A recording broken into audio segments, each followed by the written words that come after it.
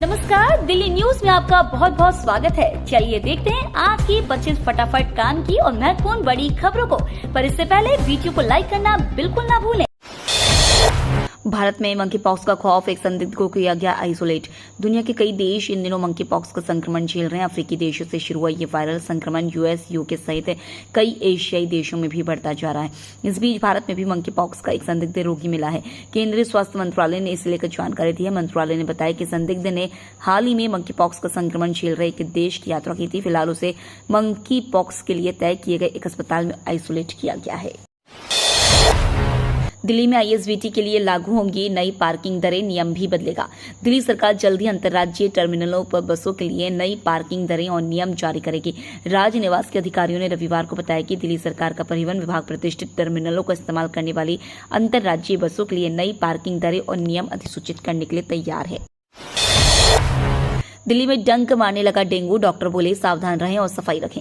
सितंबर की शुरुआत के साथ दिल्ली में डेंगू के मामले तेजी से बढ़ने लगे हैं। सरकारी और प्राइवेट अस्पतालों में हर दिन डेंगू के मरीज आ रहे हैं। डॉक्टरों का कहना है कि पहले 3-4 दिनों में एक मामला आता था, लेकिन अब हर दिन ओपीडी में 2 से 3 मरीजों में डेंगू की पुष्टि हो रही है। डॉक्टरों का मानना है कि अब लोगों को सचेत होने की जरूरत है। दिल्ली जल बोर्ड पर 50,000 रुपए का जुर्माना, यूपी जल निगम के एमडी को नोटिस। एनजीटी ने दिल्ली जल बोर्ड के सीईओ पर 50,000 रुपए का जुर्माना लगाया है और उत्तर प्रदेश जल निगम के मैनेजिंग डायरेक्टर को कारण बताओ नोटिस भेजा है। मामला शाहदरा ड्रेन में अनट्रीटेड सीवेज बहाकर यमुना में प्रदूषण बढ़ाने का है। बीजेपी ने प्याज के बढ़ते दाम पर दिल्ली सरकार को घेरा। राजधानी दिल्ली में कई दिनों से आम आदमी की जेब पर प्याज बोझ बन गई है। तेजी से प्याज की कीमतों में इजाफा हो रहा है। कई जगहों पर प्याज 75 रुपए किलो तक बिक रहा है। इस बीच प्याज की कीमतों को लेकर बीजेपी और आम आदमी पार्टी एक दूसरे पर निशाना साधती हुई दिख रही है। जब बीजेपी ने दिल्ली सरकार से प्याज की कीमतों पर सवाल किया तो वो सावधान खोजने की बजाय उन पर ही आरोप लगाती दिखी। प्याज पर जमकर राजनीति हो रही है। 1 लाख करोड़ की लागत से देश में बनेंगी 74 नई सुरंगें, मजबूत होगा हाईवे नेटवर्क। देश में हाईवे नेटवर्क को मजबूत करने के लिए केंद्र सरकार ने आने वाले वर्षों में 74 नई सुरंगें बनाने का फैसला किया है। इन प्रोजेक्ट्स की अनुमानित लागत करीब 1 लाख करोड़ रुपए है। सरकार की ओर से 15,000 करोड़ रुपए की लागत से 49 किलोमीटर लंबी 35 सुरंगें पहले ही बनाई जा चुकी हैं। अब सरकार 273 किलोमीटर की नई सुरंगें बनाने की तैयारी कर रही है। केंद्रीय सड़क परिवहन और राजमार्ग मंत्री नितिन गडकरी ने कहा कि बीते कुछ वर्षों में देश में सुरंगों का नेटवर्क काफी मजबूत हुआ है। मौजूदा समय में 40,000 करोड़ रुपए की लागत से 134 किलोमीटर लंबी 69 के करीब सुरंगें बन रही हैं। दिल्ली में जलभराव के मुद्दे पर एनजीटी ने अधिकारियों से मांगा जवाब, जारी किए नोटिस। एनजीटी ने दिल्ली में जलभराव की घटनाओं को सख्त रुख के संकेत दिए हैं। न्यायाधिकरण ने दिल्ली में जलभराव और जल निकायों या वेटलैंड्स की गायब होने को लेकर जल शक्ति मंत्रालय, दिल्ली प्रदूषण नियंत्रण समिति एवं अन्य से जवाब मांगा है। एनजीटी ने एक मामले की सुनवाई के दौरान यह रुख अपनाया है। एनजीटी एक मामले की सुनवाई कर रहा था। इसमें एक अखबार की रिपोर्ट का स्वतः संज्ञान लिया गया था। इस रिपोर्ट के अनुसार विशेषज्ञों ने राष्ट्रीय राजधानी में जलभराव की समस्या के लिए मुख्य रूप से वेटलैंड्स की गायब होने और अपर्याप्त जल निकासी बुनियादी ढांचे को जिम्मेदार ठहराया था। जो राम को लाए हैं गाने वाले कन्हैया मित्तल होंगे कांग्रेस में शामिल, बीजेपी से दूरी पर दिया गजब तर्क। जो राम को लाए हैं हम उनको लाएंगे, गाना गाने वाले मशहूर भजन गायक कन्हैया मित्तल अब कांग्रेस में शामिल हो सकते हैं। कन्हैया मित्तल ने कहा है कि मैंने कभी भाजपा नहीं ज्वाइन की थी। उन्होंने उत्तर प्रदेश के मुख्यमंत्री योगी आदित्यनाथ को अपना गुरु बताया। कयास लगाए जा रहे हैं कि कांग्रेस कन्हैया मित्तल को विधानसभा चुनाव के लिए टिकट दे सकती है। उपराष्ट्रपति धनखड़ बोले भारत को अब पीएम मोदी के कारण पहचानती है दुनिया। उपराष्ट्रपति जगदीप धनखड़ ने कहा है कि भारत देश आज वह नहीं है जो 10 साल पहले था, बल्कि प्रधानमंत्री नरेंद्र मोदी के नेतृत्व में भारत एक ऐसे मार्ग पर अग्रसर है जिसे पूरा विश्व पहचानता है। उपराष्ट्रपति ने यह बातें गोरखपुर में सैनिक स्कूल का उद्घाटन के अवसर पर कही। उन्होंने कहा कि अनुच्छेद 370 जिसे संविधान निर्माताओं ने अस्थायी कहा था, उसे कुछ लोग स्थायी मान बैठे थे। इससे दशक में उसको विलुप्त कर दिया गया। यह आज का भारत है। उन्होंने कहा कि राष्ट्रवाद के साथ समझौता राष्ट्र के साथ चरम धोखा है। उन्होंने कहा कि राष्ट्र के प्रति कर्तव्य को स्वार्थ और राजनीतिक हितों से ऊपर रखना चाहिए और ऐसा न करने पर यह भारत की हजारों वर्ष पुरानी सभ्यता पर हमला होगा। भारत नहीं, अब अमेरिका में क्वाड की बैठक होगी। बाइडेन के होम टाउन जाएंगे मोदी। हिंद महासागर में चीन को काउंटर करने के लिए बने क्वाड संगठन की बैठक इस साल भारत में नहीं होगी। भारत ने क्वाड समिट होस्ट करने की अपनी बारी को अमेरिका के साथ एक्सचेंज किया है। मीडिया रिपोर्ट्स के मुताबिक भारत 2025 में क्वाड होस्ट करेगा। दरअसल पहले भारत में क्वाड समिट जनवरी 2024 में होने वाला था। हालांकि उस वक्त अमेरिका ने राष्ट्रपति बाइडेन के पास समय न होने का हवाला देते हुए समिट को सितंबर तक के लिए टाल दिया था। पेरिस पैरालंपिक में भारत का धांसू प्रदर्शन, सारे रिकॉर्ड ध्वस्त। पेरिस पैरालंपिक 2024 में भारत का सफर समाप्त हो गया। 8 सितंबर को कैनो स्प्रिंट में पूजा ओझा वुमेन्स KL1 200 मीटर फाइनल्स के लिए क्वालिफाई नहीं कर सकी। मौजूदा गेम्स में भारत का ये आखिरी इवेंट रहा। देखा जाए तो पेरिस पैरालंपिक में भारत ने बेहद शानदार प्रदर्शन किया। अब की बार भारत ने रिकॉर्ड 29 मेडल हासिल किए। इसमें 7 गोल्ड, 9 सिल्वर और 13 ब्रॉन्ज मेडल शामिल रहे। भारत मेडल टैली में 18वें नंबर पर रहा है। भारत ने मेडल टैली में स्विट्जरलैंड, साउथ कोरिया, बेल्जियम और अर्जेंटीना जैसे देशों को पीछे छोड़ दिया। पुतिन के बाद मेलोनी बोली, यूक्रेन जंग रुकवाने में भारत चीन अहम। रूसी राष्ट्रपति पुतिन के बाद इटली की प्रधानमंत्री जॉर्जिया मेलोनी ने भी कहा है कि भारत या चीन रूस यूक्रेन जंग को खत्म करने में अहम भूमिका निभा सकते हैं। मेलोनी ने इटली के शहर चेर्नोबियो में यूक्रेन के राष्ट्रपति वोलोदिमीर जेलेंस्की से मुलाकात की। बैठक के बाद मेलोनी ने कहा, जब भी दुनिया में कानून तोड़े जाते हैं तब अराजकता और तनाव की स्थिति बनती है। अगर इस संकट को टाला नहीं गया तो यह और फैलेगा। मैंने चीन के नेताओं से भी यही कहा था। इसलिए मुझे लगता है कि भारत और चीन जैसे देश यूक्रेन जंग को खत्म करने में अहम साबित हो सकते हैं। चांदनी चौक की सफाई व्यवस्था आज से बेपटरी, PWD और MCD में ठनी। चांदनी चौक की सफाई व्यवस्था की बेपटरी होने का अंदेशा है। ऐसा इसलिए कि PWD ने अब तक सफाई व्यवस्था संभाल रही निजी कंपनी से यह व्यवस्था वापस लेकर MCD को सौंप दी है, लेकिन MCD ने पल्ला झाड़ लिया है। PWD पर निजी कंपनी के बकाया करीब 3.5 करोड़ रुपए के भुगतान पर भी पेच फंस गया है। चांदनी चौक के मुख्य मार्ग के पुनर्विकास के साथ ही वर्ष 2021 में यहाँ सफाई का जिम्मा PWD को दिया गया था, जिसे वह निजी कंपनी से पूरा करा रहा था। NSA अजीत डोभाल अगले सप्ताह रूस जाएंगे। ब्रिक्स NSA सम्मेलन अक्टूबर में। ब्रिक्स राष्ट्रीय सुरक्षा सलाहकार शिखर सम्मेलन अक्टूबर में कजान में रूस की अध्यक्षता में आयोजित किया जाएगा। इससे पहले अजीत के डोभाल अगले सप्ताह रूस का दौरा करेंगे। कहा जा रहा है कि इस दौरान रूस यूक्रेन युद्ध को लेकर चर्चा होगी। सूत्रों के अनुसार इस यात्रा के दौरान वह अपने चीनी समकक्ष के साथ बैठक भी कर सकते हैं। डोभाल ने अपनी रूसी समकक्ष और अन्य ब्रिक्स सदस्य देशों के प्रतिनिधियों संग अलग अलग बैठक की भी संभावना है।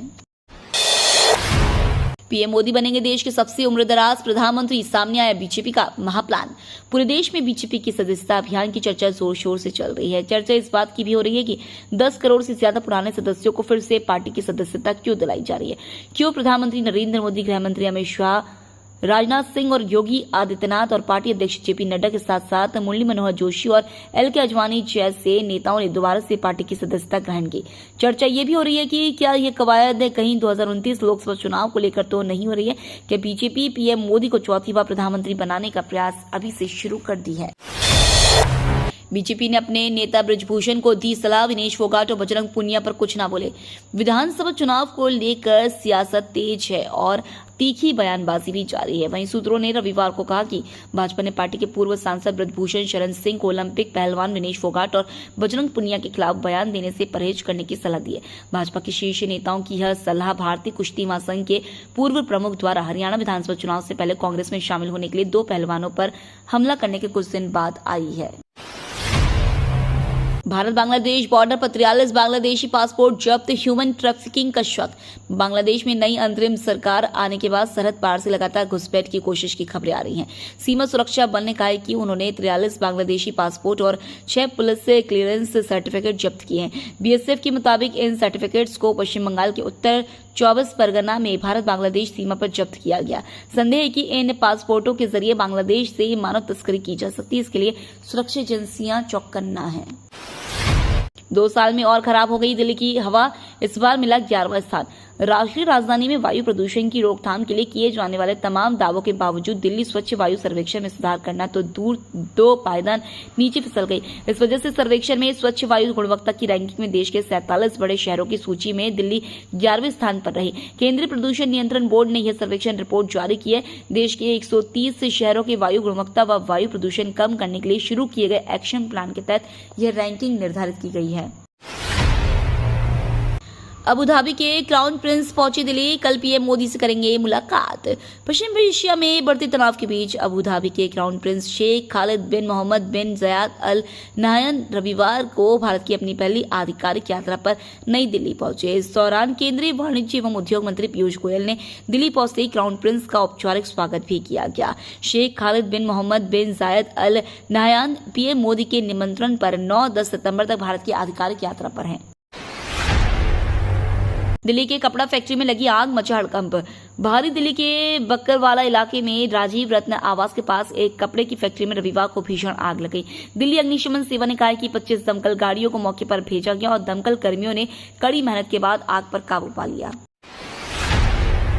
बरौनी और दरभंगा हमसफर से कभी समय पर नहीं पहुंचेंगे यात्री, सामने आई वजह। हमसफर ट्रेन की शुरुआत यात्रियों को बेहतर सुविधा देने के लिए हुई थी। इसकी गिनती भी राजधानी वंदे भारत, शताब्दी और दुरंतो जैसी प्रीमियम ट्रेनों में होती है। नई दिल्ली बरौनी हमसफर विशेष पूरे वर्ष में सिर्फ 2 से 3 1 घंटे से कम विलंब से पहुंचती है। दिल्ली से यह समय पर रवाना होती है, लेकिन बरौनी पहुंचते पहुंचते 4 से 5 घंटे विलंब हो जाती है। बरौनी से यदि समय पर चलती भी है तो छपरा तक आते आते 4 घंटे तक विलंब हो जाता है। पूरे वर्ष औसतन 6 से 7 घंटे के विलंब से दिल्ली पहुंची है, जिससे यात्रियों को काफी असुविधा हो रही है। दिल्ली विश्वविद्यालय में 12-13 अक्टूबर को होगा अभिव्यक्ति का उत्सव, कंगना समेत कई सितारे होंगे शामिल। दैनिक जागरण की अपनी भाषा हिंदी को समृद्ध करने के अभियान हिंदी है हम के अंतर्गत जागरण संवादी का आयोजन पहली बार दिल्ली में होने जा रहा है। दिल्ली विश्वविद्यालय के उत्तरी परिसर के कॉन्फ्रेंस सेंटर में 2 दिनों तक 10 सत्रों में 25 से अधिक वक्ता विभिन्न विषयों पर मंथन करेंगे। संवादी के मंच पर प्रसिद्ध अभिनेत्री और सांसद कंगना रनौत, 3 बार ग्रैमी अवार्ड से सम्मानित अंतर्राष्ट्रीय ख्याति प्राप्त संगीतकार रिकी केज, अभिनेता सिद्धांत चतुर्वेदी और अभिनेत्री मालविका मोहनन, गीतकार और कवि प्रसून जोशी, दिल्ली विश्वविद्यालय के कुलपति प्रोफेसर योगेश सिंह शामिल होंगे। दिल्ली से फरीदाबाद का सफर होगा मुश्किल, सरिता विहार फ्लाईओवर पर 60 दिन तक चलेगा काम। सरिता विहार फ्लाईओवर की मरम्मत का काम शुरू होने में अभी कुछ समय लगेगा। इसका काम शुरू होने से पहले लोक निर्माण विभाग को फिर से एडवाइजरी जारी करनी होगी। इसके लिए विभाग ने यातायात पुलिस से अनुमति मांगी है। अनुमति मिलने के बाद एडवाइजरी प्रकाशन के लिए विभाग दिल्ली सूचना एवं प्रचार विभाग के पास फाइल भेजेगा, जिस पर यह विभाग एडवाइजरी जारी करेगा। यह एडवाइजरी यातायात पुलिस की एडवाइजरी से अलग होगी।